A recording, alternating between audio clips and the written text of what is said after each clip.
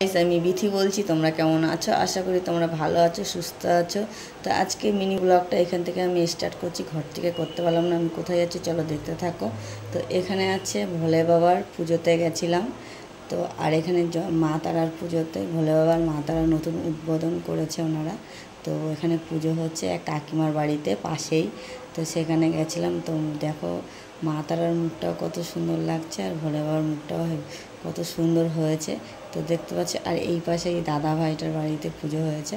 তারপরে দেখো আমরা এখানে মানে ঠাকুর দর্শন করে নিচে চলে এসেছি। তো অনেকটা টাইমে ঠাকুর ওখানে বসেছিলাম। তো ওদের প্যাসেজটা অনেকটাই ছোট, অনেক লোক আসছে পুজো মানে ঠাকুর দর্শন করছে।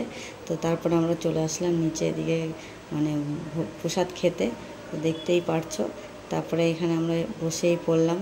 বসে থেকে তারপর একটু মানে কাকিমারা ফটো তুলছে আর একটু মানে আমি একটু ভিডিও করে নিলাম তোমাদের সাথে শেয়ার করবো বলে। আর শরীরটা না খুবই খারাপ, তোমাদের সাথে সেরকম ভিডিও শেয়ার করতে পারছি না, কেননা জ্বরে বৃষ্টিতে ভিজে না।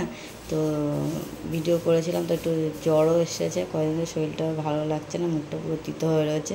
তো তারপরে দেখো হচ্ছে এখানে খেতে বসে পড়েছি।